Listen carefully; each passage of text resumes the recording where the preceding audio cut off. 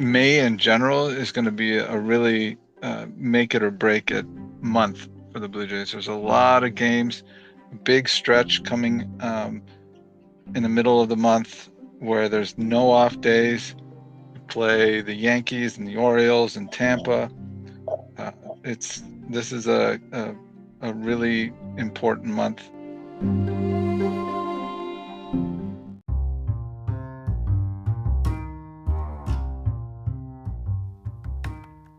Welcome to Station, our Blue Jays series recap show here on Organized Chaos Sports. Following some May struggles, Rob and Dustin are here for a state of the season discussion and to break down the recent downturn in Jays results. How did the Jays fare in this oh so important month? In part 1, we discuss how the offseason moves may be affecting the team, along with the issues the Jays currently have. Should we be concerned?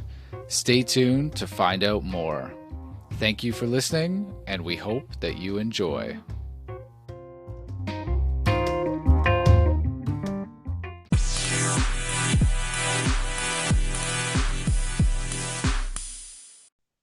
Station to Station, your Jays series recap show. This time we're doing a state of the season. We have Dustin back on the hill with Rob as well. And we're going to talk about the Jays season up to now, particularly the month of May. Dustin and Rob, we just finished a 4-game series versus the Tampa Bay Rays. Tell me a bit about how you're feeling. Frustrated. Honestly, I don't know what team came and replaced the team that we were watching at the start of the season here, but this is not the team that I'm used to seeing. I don't know. I don't know what's going on. Yeah, I totally agree. They've definitely taken a big, taken a turn for the worst. Nothing seems to be going right. Not even any lucky breaks. I mean, sometimes watching games, you see teams get a little bit of luck. A little bit of luck. They'll get a sort of a lucky bounce. But I haven't seen any of that for the Jays either. So not good. Bad pitching, no offense, no luck. No good. It seems like the luck is going against them. To be honest. Exactly. Yeah, and you're right. And the other teams direction. Are like, the other teams seem to be getting those lucky bounces and those catches and not going in the Jays direction. So yeah, very disappointing. Well, I echo both of your sentiments, and we're going to get into a little bit of what happened in May in a moment. But since we last recorded, the Jays had a 3-game series versus the Baltimore Orioles, which they got swept, and that was at home. Following that, they had a 4-game series versus the Tampa Bay Rays, and they lost that series 3-1. Now, I'm just going to go through to set the scene a little bit about how the Jays fared in the month of May. And this team is a little bit of it seems what I would call a bit of a yo-yo team, and that they're very up and down. And I think their record in this month really shows that. So we start the month with a 4-game sweep at the hands of the Boston Red Sox. The Jays come back and sweep the Pittsburgh Pirates in 3 games. They then get it's a mini series, but they get swept by the Phillies. They then come back home and they sweep the Atlanta Braves. And I thought that, I actually felt really good after that series. Atlanta was supposed to be a top team in the National League, and they may still be, but that didn't really seem to go follow through, as the Jays lost 3-1 in the series against the Yankees. They got swept, as I mentioned before, against the Orioles, and against Tampa they lost 3-1. And I would say in the last since the Atlanta series, they've really been comprehensively beaten. Yeah, no doubt. I too, after Atlanta, thought, okay, maybe they're righting the ship here. I mean, had some bad luck against the Bostons and the Phillies, and Okay, Atlanta's a good team. They swept them. They look good doing it. And then it's just a disaster class after that. I can't believe it. I can't. I don't.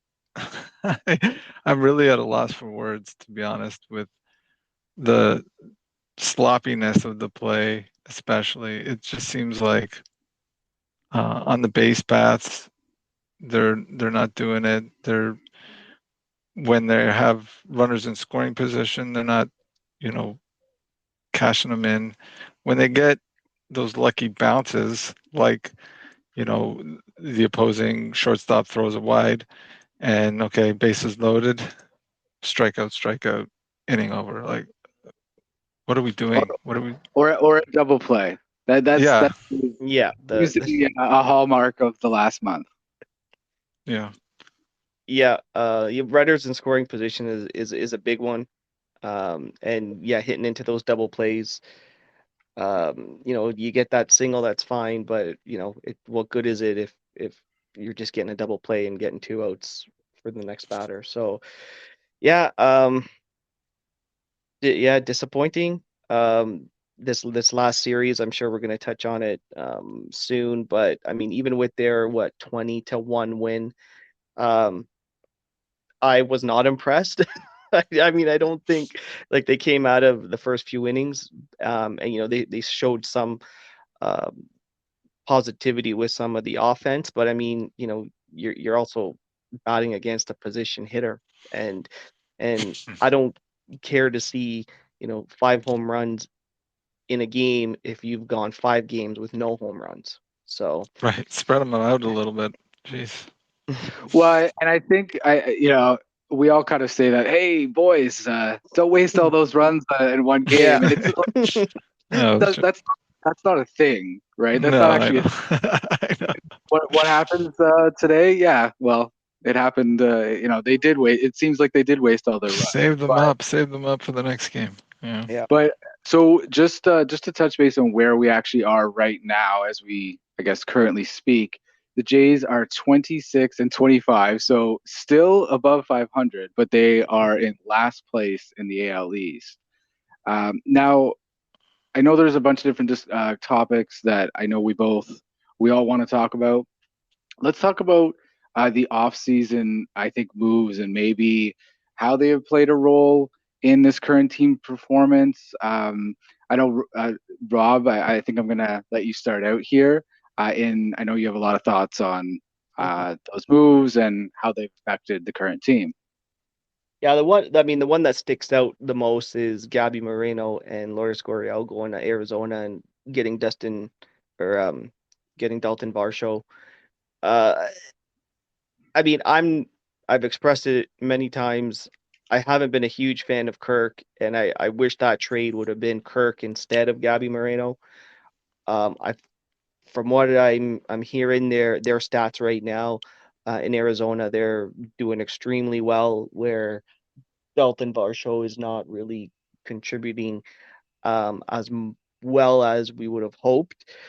So, I mean, that's one trade, but I mean, that's what happens with trades, right? You never know, especially when you're giving up a prospect, you never know what you're going to get. And in that sense, they've gotten lucky with those two players and Lourdes. I mean, yeah, he's doing well over in Arizona, but I mean, he's also been a very streaky hitter in the past. So, Yeah. maybe this is just a peak right now. I don't think he started off very well, so that just goes, to show his history as a player. So, um, but that's what happens with trades. And I mean, yeah, we thought Varsho was going to be more of a contributor, which, again, he's kind of streaky too, right? He was doing well at the beginning, and then sort of has tapered off a bit. I think in the long term, it's still probably a better trade. But Well, right let's now, hope. I think we let's hope. I Yeah. think Justin, jump in here. I do have Yeah. a few things out of Varsho, but go ahead. Well, just on Kirk, I mean, he does have to right this ship here sooner than later. I've got a lot of rope for him. He had a pretty good season last year. I think he can hit the ball. He's got the whatever they call it, the bat to ball skills. I think he Mm-hmm. can hit the ball, but it's not looking good, and I'm running out of the rope that I've got for him. Mm-hmm. To be sure.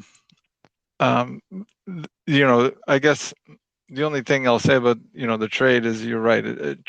It's hard to know what was the offer, right? Maybe Kirk wasn't on the table You're for right. them. You're right. It's Gabriel Moreno, and that's the only way that this trade works. And to be honest, I think in hindsight, maybe it doesn't work out, but I think they did the best they could in terms of trying to get you know the fill needs that they needed from a position of strength. They had a lot of catchers and not a lot of left-handed bats, and I think they Right, did and you what they never know. could. Right, you never know. It could have been. It was centered around Gabby Moreno. Maybe they did offer Kirk.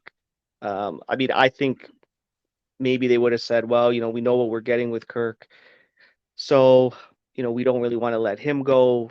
He's an Yeah, all-star. Um, Gabby Moreno, like I said, he's a prospect. Yeah, he's doing well, but what happens when you go to the majors? Um, so yeah, we're never going to know the full details. The other thing is what I've noticed in the past, and this is just me in my own opinion. I find when American League players go to the National League, they tend to do better than the National League players coming to the American League. I don't really have stats to prove that, other than you look at Lourdes Gurriel. The other thing too is they're coming to a really, really hard division. Like the AL East it's a monster. So yeah. um, it's tough. Like you're facing different pitchers, you're in different ballparks. I mean, I guess Arizona, you probably are playing Colorado, and I mean, Colorado's the one stadium where pitchers go to die because you can hit a home run out of there no problem. So Exactly. um, that's kind of a bonus. I mean, maybe even playing in Arizona, right? Because it's so dry, maybe the ball's flying out of there easier to hit. So environment matters too, I guess, in trades. But is that taken into consideration? Probably not. That's me being a geography major, by the way, taking in the environment. Well, well, I do think Kirk has underperformed this season, and Dustin, we actually talked about in the episode last week that you know it's very possible that for the Diamondbacks to make that deal, they wanted Gabby Moreno. Alejandro Kirk was an international signing, so he wasn't a top prospect or anything like that. He was identified playing in the Mexican League, and they basically said he can hit, but he's got a different body type, and that's why he's not on anyone's radar. Uh, Mm. you know, I was thinking about it from the Diamondbacks perspective, and you know, you could go with the player that just won a Silver Slugger, All Star appearance, all of that, or but was on nobody's radar before that, or you could go with a prospect that everybody knows and probably everybody wants, and we don't know what happened during those phone calls, but we're at this point now. In terms of Kirk, uh, I did. I actually sent Rob an article today while we were working, and he's definitely underperforming what he is capable of doing. The one difference this year, though, he's actually still walking more than he's striking out. But the difference is that the ball, he's not hitting the ball in the air, and for someone of Alejandro Kirk's you know what I would call pace or speed.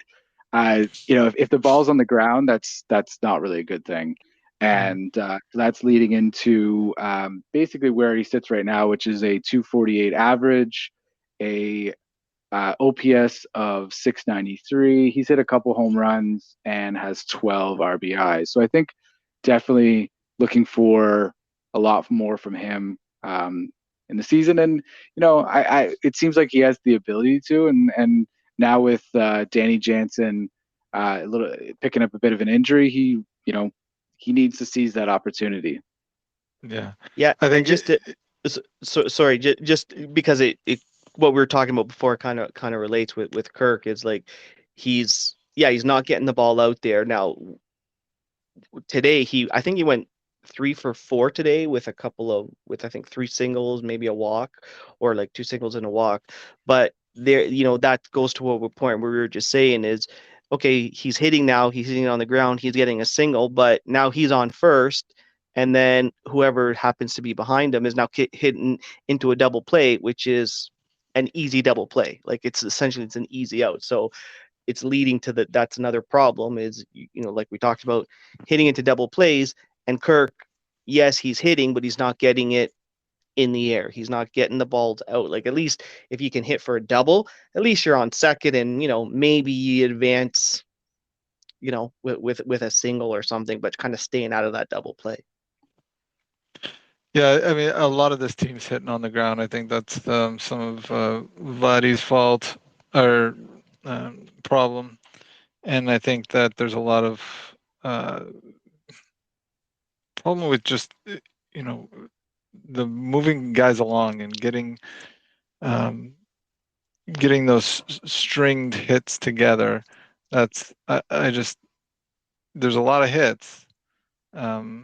I think we're leading the league in hits, so there's a lot out there. It's just they're not happening at the right time altogether. And I just want to, we're talking a lot about offensive numbers here. I do think that Dalton Varsho brings a lot to the table in terms of his defensive abilities. And yes, we haven't seen,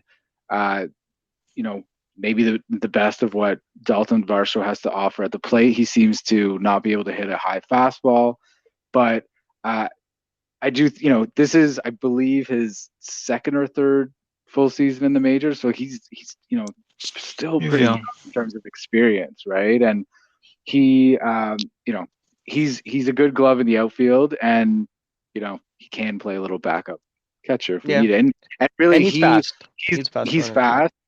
But he's the reason that we can give Kevin Kiermaier nights off, right? And we can talk about it later. And I don't want to talk about Kevin Kiermaier right now because I actually think he's one of the positives this year. But part of that is giving required amounts of time off for a player who's picked up some injuries in recent years. Now, some other, we have obviously that was not the only move of the offseason.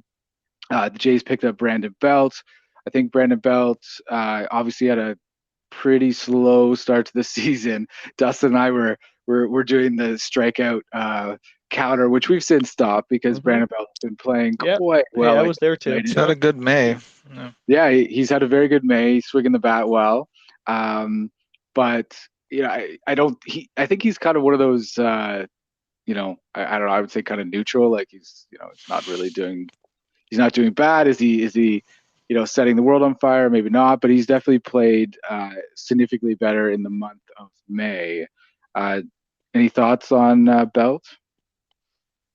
Yeah, just like what you said. I mean, he was, again, coming from a national team and also coming from a team like I believe he's only played with San Francisco.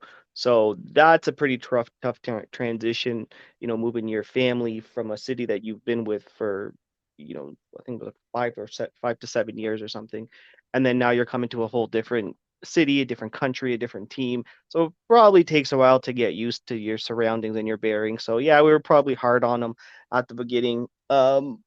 Seems to be coming around, but it's still early in the season. I mean, I'm sure we can talk about that later on, but the only kind of silver lining to this gray cloud is we're only 2 months in, and I know every game matters, but maybe there's still opportunity for the Jays to go on a run, for Tampa to, dip, and also for players to improve, and also for players to level out.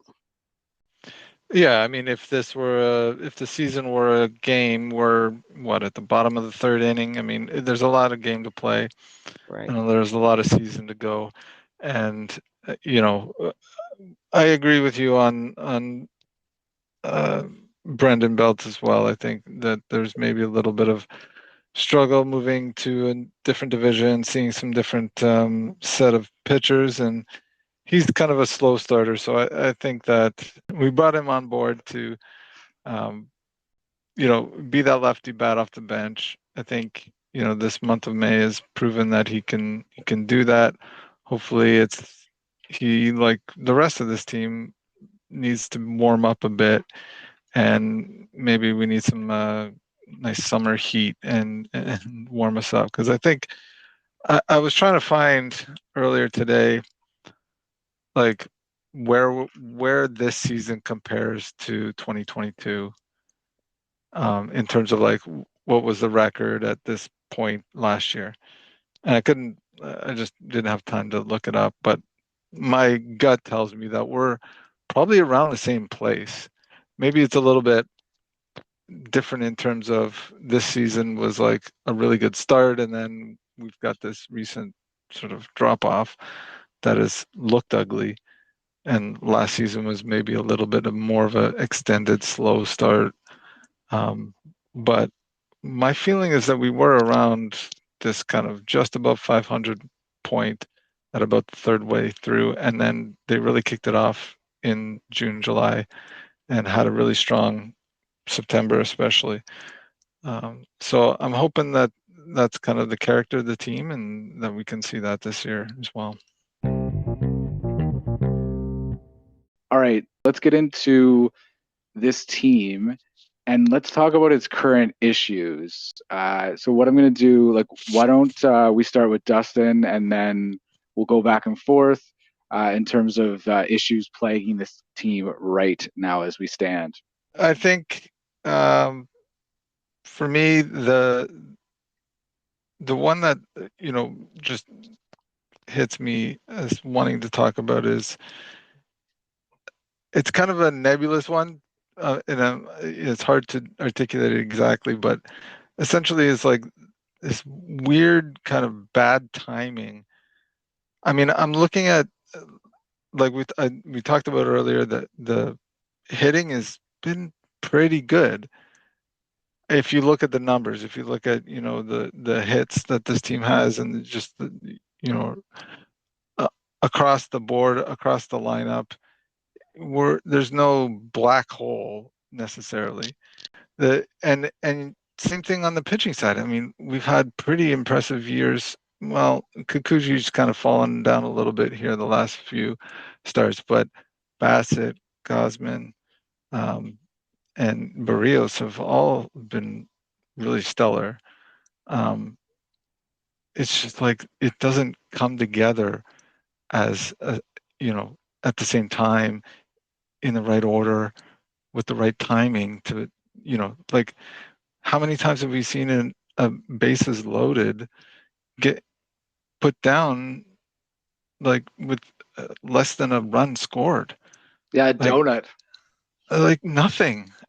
Bases loaded, nobody out, and it's like strikeout double play, like, or just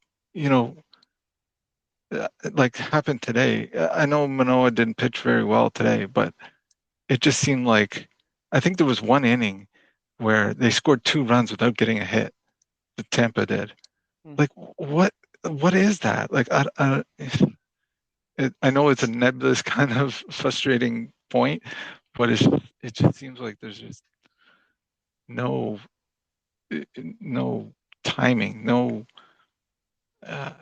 I don't know what the word is. Well, it's just like together, like it just seems all over the place and not really together, right? And I think Yeah. there is stats, right? But if we talk about Bo Bichette hitting 326, but then we have Alejandro Kirk hitting 248, which, by the way, that's up. That's I think probably it's as highest as in all season. But saying that, on days where Whit Merrifield plays in the outfield, you have Santiago Espinal hitting 205, right? So what we may have is some big bats overshadowing some bats that just really aren't swinging very well. But I want to let Rob jump in here. It's also, I think, what Dustin said is like the timing, right? Like, yeah, you're getting hits, so Bo's getting hits, Kirk is coming around, he's getting hits, but the timing of the hits, I don't want to say it's irrelevant, but when you're hitting and nobody's on base, or it's that's not having any impact on the team because you're not able to score runs, right? So again, like Bo, I know they don't hit behind each other, but Bo hits and gets a single, and then Kirk hits into a double play. So or vice versa. So it's just the timing, like Dustin said, it, they're not getting anything out of it. The other thing is kind of what we were talking about was, to me, their pitching hasn't been consistent, and Manoah has just completely. I know today he didn't pitch well, but I don't think he's pitched well all season. I think he might have had one good game, and I mean, at the beginning of the season, I still was never confident of him being the ace. I thought he was just too young of a pitcher to have that much pressure on him. Again, with that being said, maybe the pitch clock is something that um, is against him, because I think he's more of a pitcher that takes a little bit more time.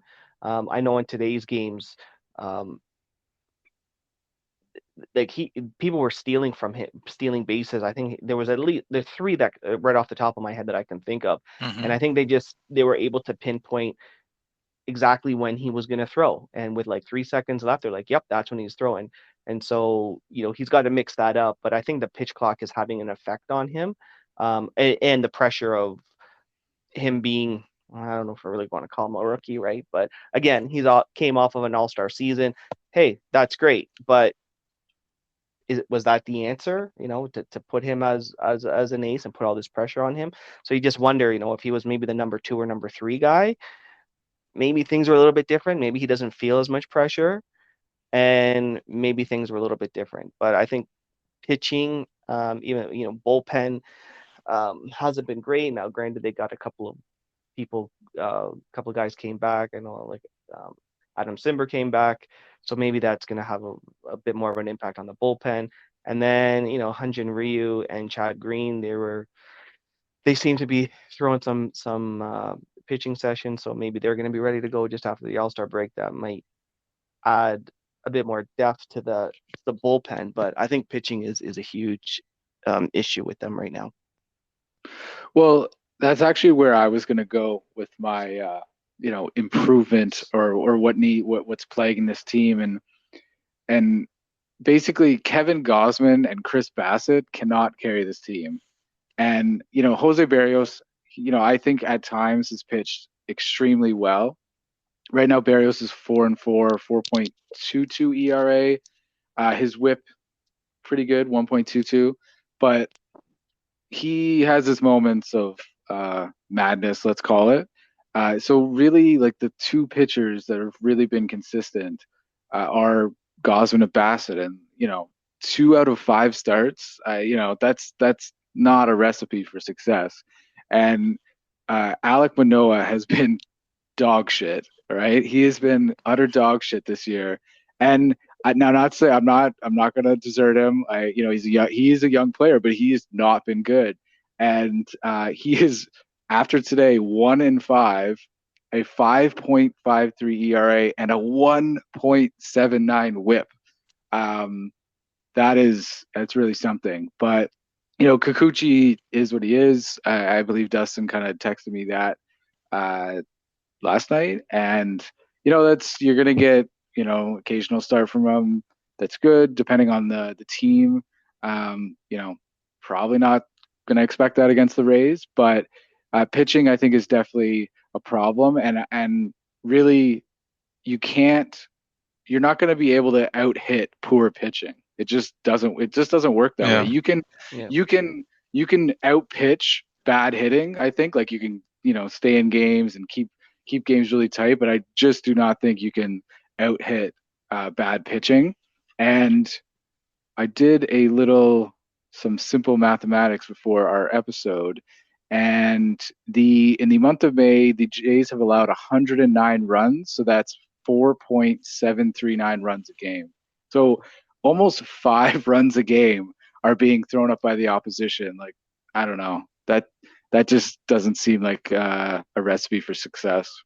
Yep. I think we have to start talking, and you mentioned it, Rob. I think we have to start talking about the pitch clock and Manoah, and whether it's I don't know if it's he just like it tires him out, or he's just Feel overthinking yeah, something. yeah, or feeling Something's happened. rushed. Yeah, like he could be feeling rushed and or he's taking his time like he did last year because he was a little bit of I think he was one of the slower pitchers He was last one year, and of the so slowest. Yeah. yeah, so I mean this time around the thing is like you can only be as slow as the clock. So if the clock is winding down and you're getting ready, to throw the pitch at 5 seconds left, yeah, runners and the opposition, they're going to pick up on that and they're going to be like, look, this guy doesn't get ready to throw for 3 seconds. So you have all this time.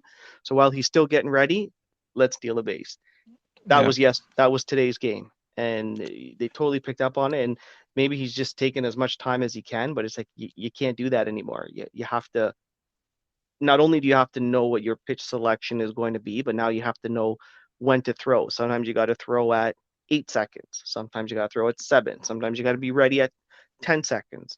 Um, so yeah, I think that's having an effect on him specifically. Yeah, and it's a conditioning thing too. I mean, I think you're right. He's trying to sort of take as much time as he can, and so he's got this very narrow window in which he's throwing his pitch. I mean, I mean, it's just by eye test, he's got to be one of the leaders in asking for a new ball. And I don't know if Yeah, that's just like him trying to buy some time and just get that extra rest in, but or what. I think it's that's a good point that you bring that one up because he's getting called out on when you ask for the ball, like you have to do it at a certain time.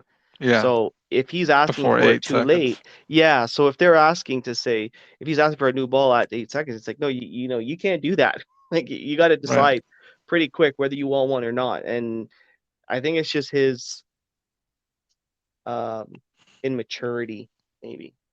Maybe Yeah. that's a good way to put him too, right? Because he seems like an immature pitcher. Well, and I think we probably are diving into some of the root causes of Manoah's struggles this season. Um, at the end of the day, he's having problems locating pitches. Now, is that a result of him being a Fatigue. bit rushed? Is it fatigue? See, here's the thing, Dustin. I early on in the season, I every now and then I'll go into some Twitter comments or responses on articles from fans, and they're usually idiotic, so I usually close it immediately. But Sure. you know the Alejandro Kirk's too fat or Alek Manoah is too fat. Like larger ball players have always existed, right? Mhm. Like they, and especially at the pitcher position. You know, do I, he has had performances this year where he's pitched well and pitched later in games. You know, I don't know. I I listen. know. Is it Look, Al, a I large know. Nobody role? wants to call him fat and just say he's too fat to pitch. Like, I don't want to do that either. And I'm not saying that. I'm just saying when you look at the And he fact doesn't that look labored either. Like I don't know. no, he's not. Well, I When you look at the facts, and I've hesitated to do this for a long time because I don't want to be that guy to say, yeah, he's just fat, right? But and I'm not saying that. I'm saying he's got one of the longest, in 2022, and we talked about it at the beginning of the year. He's got one of the longest, you know, pitch times in 2022. I think he took upwards of like 25, 30 seconds between pitches. He, he's just when I'm looking at these games, he's going to the end of the clock. He's asking for new balls. He's taking opportunities to like rest and recharge, which he should if that's what gives him, the ability to pitch. But a lot of these things cluster around the fact that there's something wrong with his ability to pitch effectively when he doesn't have you know a certain amount of time between pitches, and maybe that's just it. Like yeah. he just needs that extra 5 seconds. and unfortunately, he doesn't have that 5 seconds in No. a pitch clock anymore. But I mean, you're right. They're at the end of the day, they're athletes, and they need to be conditioned to be out there to do the job that they're being paid to do. And I mean, Vladdy, there was always that problem when he came in and he was overweight. In the offseason, when he shedded a little bit of weight, he played a little bit better or a lot better. Maybe Kirk and Manoa, maybe that's an example too. Maybe those guys have to, I'm not going to say lose weight, but maybe they have to be more conditioned to be better athletes. Yeah. And maybe Well, maybe at that point he doesn't need that 30 seconds, if they're conditioned, if Manoa's a bit more conditioned. I didn't really think about his body weight, but hey, or his body makeup, but you know what? It's a valid point. Yeah, so and I'm not talking about his body size. Yeah. If he could be that big, and I'm Yeah. sure there are pitchers his Yeah. size that are Uh-huh. doing fine, Yeah. right? So it's not about that. It's about just the conditioning, or Yeah. Yeah. just he's got some kind of fatigue, because that's what happens when you're Absolutely. fatigued. You're Yeah. not able to Yeah. pitch, You're gonna need a bit. Yeah. effectively. Yeah. You're gonna need a bit more time. I agree with that. all right, I think so that's a good point. I'm gonna play devil's advocate a bit here. Okay. And number one, Alek Manoah is having problems at the beginning of the game. So yes, I agree with what you're saying, that conditioning should, it probably should be better, right?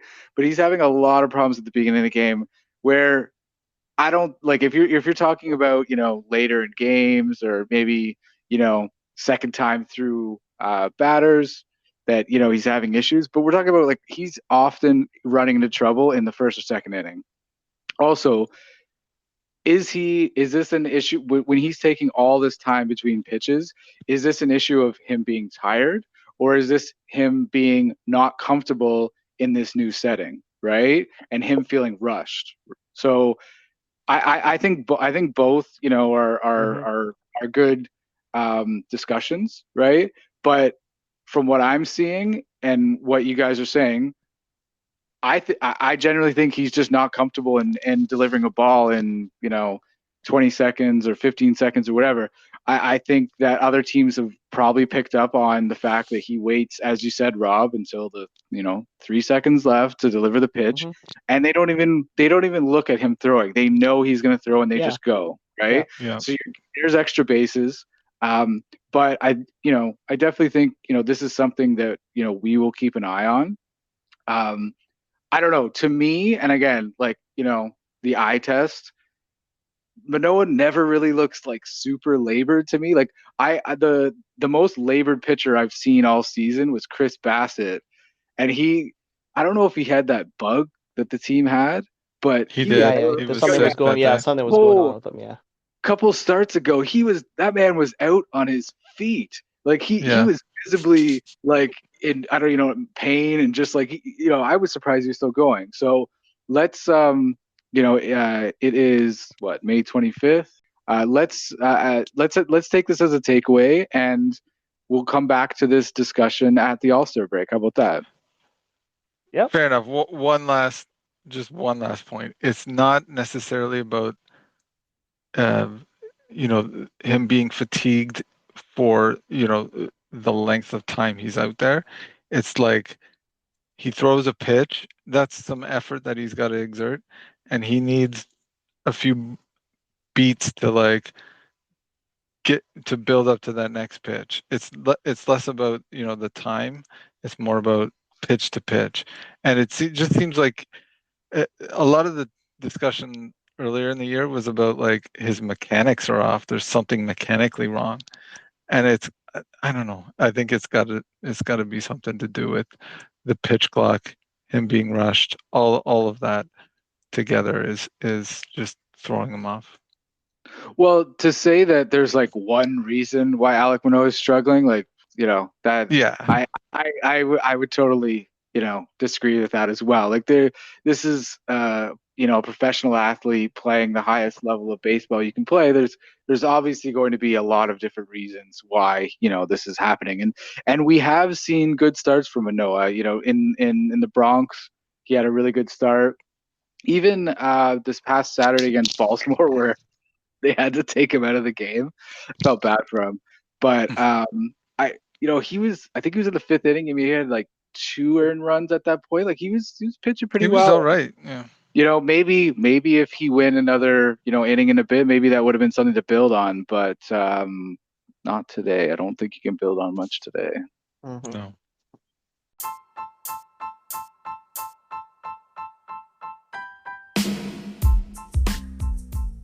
This has been Station to Station here on Organized Chaos Sports. We will be back with part 2 of our State of the Season later this week. If you enjoyed this episode, we ask that you share it with one friend that you think may enjoy it as well. Thanks for listening, and until next time.